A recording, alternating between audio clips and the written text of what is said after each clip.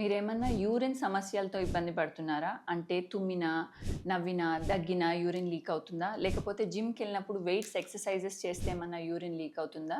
దీన్ని మనం stress urinary incontinence అంటాం. సో, దీని గురించి మనం ఈ వీడియోలో మాట్లాడదాం.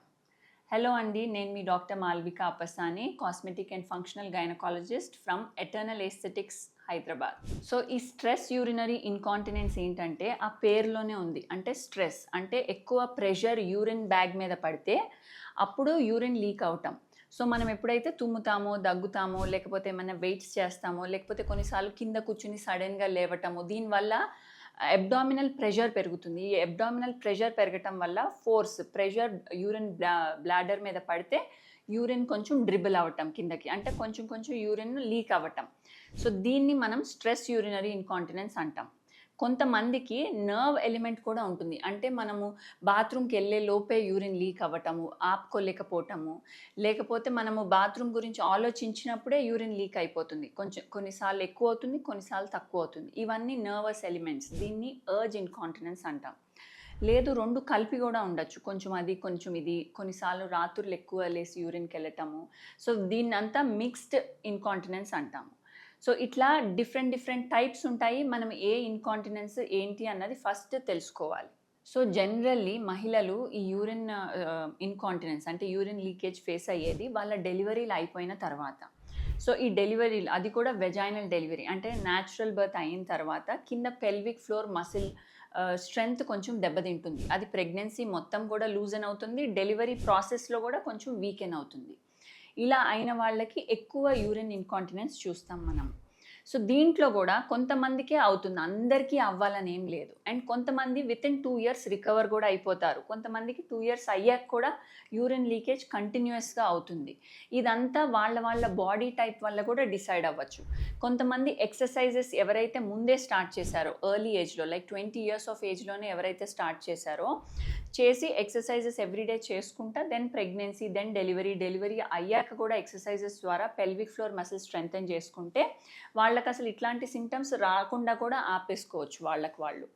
కొంతమందికి వాళ్ళ బాడీ టైప్ కొంచెం లూజ్ బాడీ టైప్ అయ్యుండి, వాళ్ళ కొలాజిన్ డెఫిషియన్సీ, మజిల్ కూడా కొంచెం లూజ్‌గా ఉండటం వల్ల వాళ్ళకి ఎక్కువ ఇలాంటి సింప్టమ్స్ ఫేస్ అవ్వచ్చు. అలానే కాకుండా కొంతమంది వెయిట్ గెయిన్ ఇష్యూస్ వల్ల కూడా ఫేస్ చేస్తారు.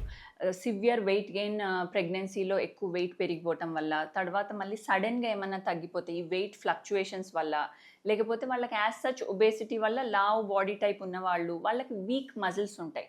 సో, ఎవరికైతే వీక్ మజిల్స్ ఉంటాయో వాళ్ళ పెల్విక్ ఫ్లోర్ కూడా వీక్‌గా ఉండటం వల్ల వాళ్ళు స్ట్రెస్ యూరినరీ ఇన్‌కాంటినెన్స్‌ని ఎక్కువ ఫేస్ చేస్తారు. సో, ఇలా మనకి యూరిన్ ఇబ్బంది ఏదైతే యంగ్ ఏజ్‌లో అంటే డెలివరీ తర్వాత స్టార్ట్ అవుతుందో, అది అలా పెరిగి మెనోపాజ్ టైంలో అంటే ఎప్పుడైతే హార్మోన్స్ కంప్లీట్‌గా స్టాప్ అయిపోతాయో, ఆ టైంలో ఇంకా ఎక్కువ అయిపోతుంది. సో, అందుకనే ఇట్లాంటిది మనం ముందే ఐడెంటిఫై చేసి ట్రీట్ చేయటం అనేది చాలా ఇంపార్టెంట్. సో, దీని ట్రీట్మెంట్ కూడా అంతేం డిఫికల్ట్ కాదండి. చాలా ఈజీ. మన దగ్గర నాన్ సర్జికల్ ఆప్షన్స్ అంటే సర్జరీ ఏం చేయకుండా జస్ట్ ఆ పెల్విక్ ఫ్లోర్ స్ట్రెంథెనింగ్ ఆప్షన్స్ ఉన్నాయి. నేను మీకు ఇప్పుడు చూపిస్తాను. సో, దీన్ని ఎంసెల్లా చైర్ అంటాం. ఇది పెల్విక్ ఫ్లోర్ మసిల్ స్ట్రెంథెన్ చేయటానికి వాడతాం. ఎలా అవుతుందంటే ఈ చైర్ వల్ల high intensity electromagnetic waves create అవుతాయి. అవి మన పెల్విక్ ఫ్లోర్ మసిల్‌ని స్టిమ్యులేట్ చేస్తాయి. So that pelvic floor muscle strong అవుతుంది. ఈ ఒక్క చైర్ సెషన్ వల్ల 10,000 టైమ్స్ అంటే 10,000 సార్లు మనం కీగల్ ఎక్సర్‌సైజెస్ చేసి మసిల్ స్ట్రెంథెన్ చేసుకున్నట్టు. ఇవి నంబర్ ఆఫ్ సెషన్స్ పడతాయి. కొంతమందికేమో తక్కువ సెషన్స్ పడతాయి. కొంతమందికి ఎక్కువ సెషన్స్ పడతాయి. డిపెండింగ్ ఆన్ వాళ్ళ ఏజ్ ఎంత, వాళ్ళ పెల్విక్ ఫ్లోర్ మసిల్ స్ట్రెంగ్త్ ఎంత, దీన్ని బట్టి వాళ్ళ సింప్టమ్స్ ఏంటి, వీటిని బట్టి మేము నంబర్ ఆఫ్ సెషన్స్ డిసైడ్ చేస్తాము. సో, అలా మన పెల్విక్ ఫ్లోర్ మసిల్ స్ట్రాంగ్ అయితే యూరిన్ లీకేజ్ ఏదైతే అవుతుందో అంటే ఈ మసిల్ లోపల నుంచి యూరిన్ పైప్ పాస్ అవుతుంది. సో, మనం ఈ మసిల్ స్ట్రెంథెన్ చేస్తే మసిల్‌ని కాంట్రాక్ట్ చేయటం వల్ల మనం ఆ యూరిన్ పైప్‌ని ఒక్లూడ్ చేసి యూరిన్‌ని ఆపచ్చు.